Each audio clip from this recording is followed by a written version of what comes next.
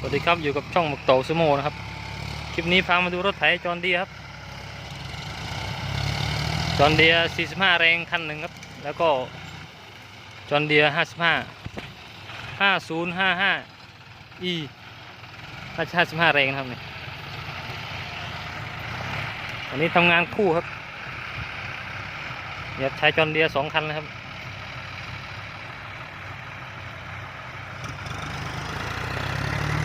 เป็นงานไถผ่าน6ครับของเสียมืด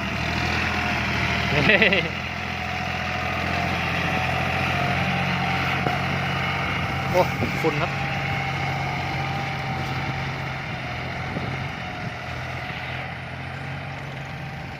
เดี๋ยวมาดูคันนี้บ้างครับ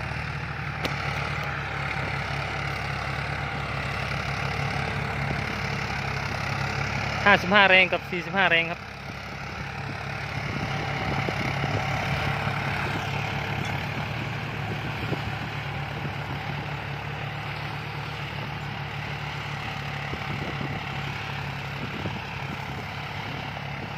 ฝุ่นหน่อยครับพี่น้อง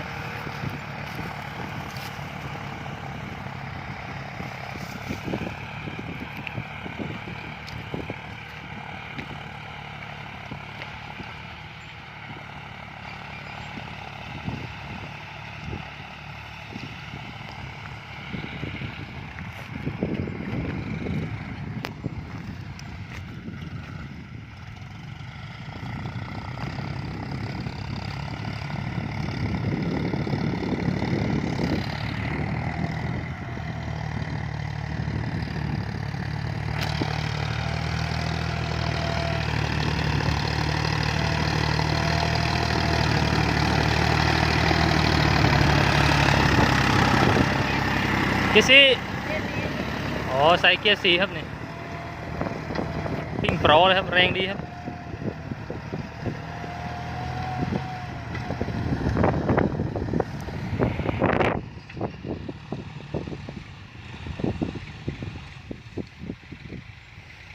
นี่ครับจอห์นเดียร์สายพันธุ์แกร่งเริ่มเป็นที่นิยมนะครับในประเทศไทย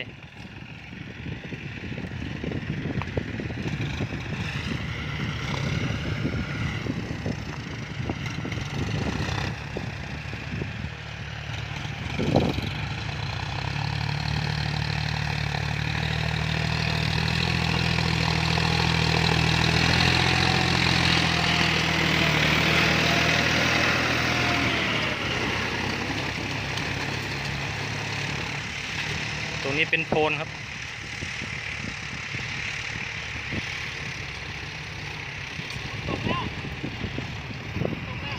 โอ้ฝนตกแล้ว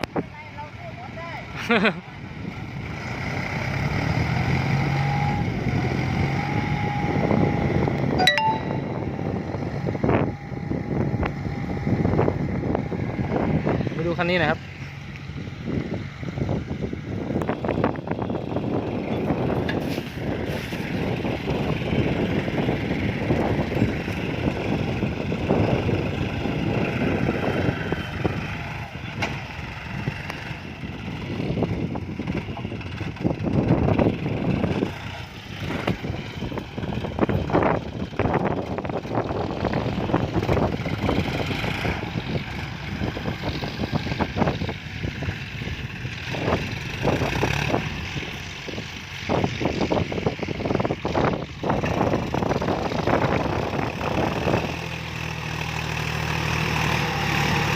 เตาซิ่งดีเซลครับสติ๊กเกอ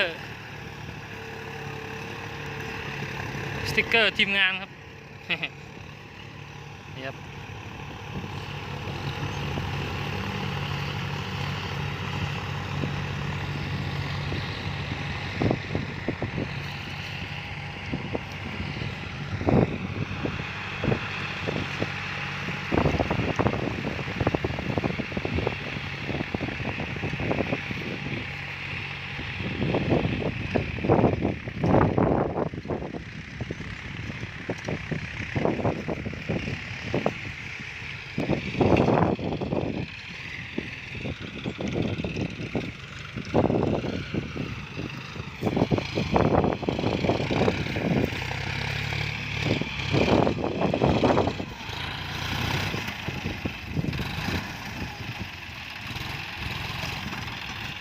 ต่อไม้ครับ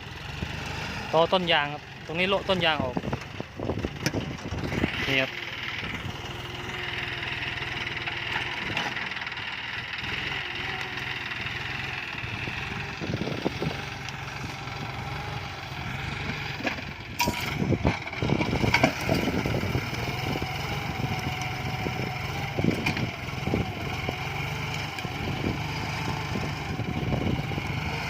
ต้องระมัดระวังครับไม่งั้นต้องมันจะโดนตอครับนี่มองไม่เห็นด้วยครับนั่นครับโดนแล้ว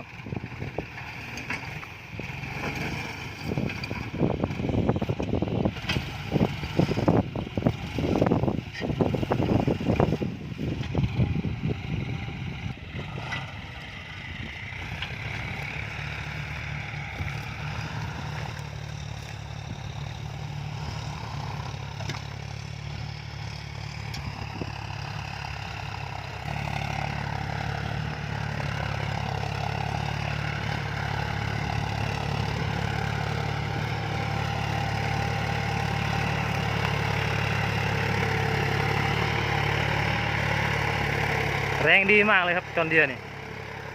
ไปแบบนิ่มๆเลยครับ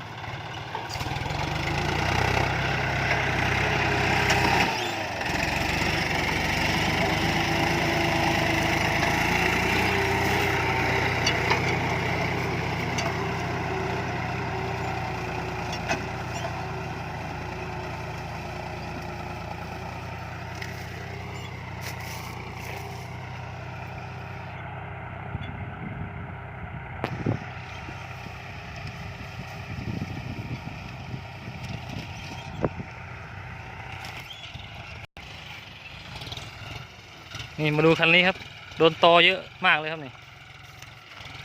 นี่ครับ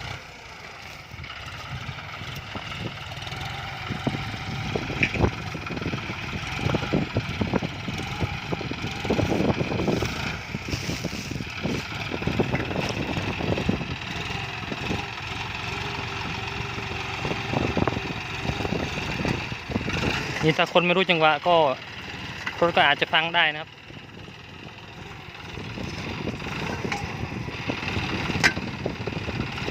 นี่ครับต้องค่อยๆไปทีละนิดครับ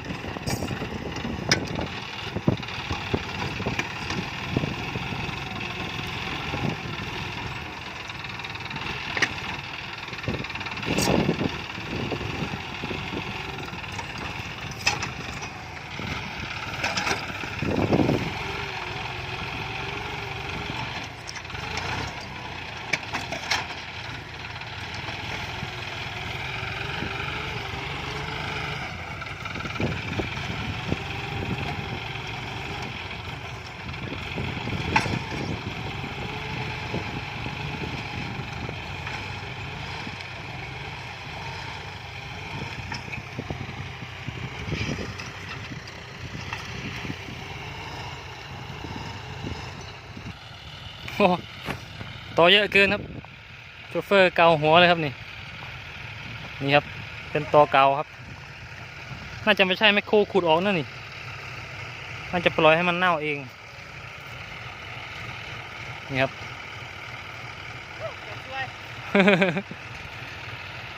อันตรายมากครับ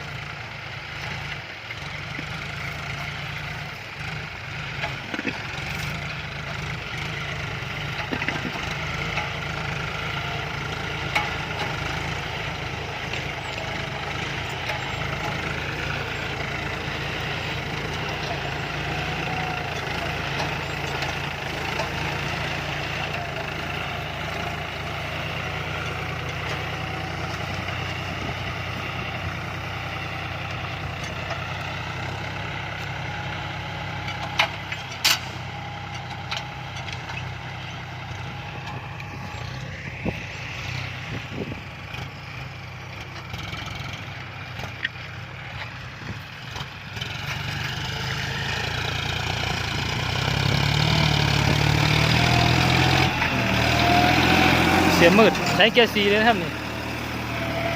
ใช้เกียร์ 4เลยครับแรงจัดประหลัดโบก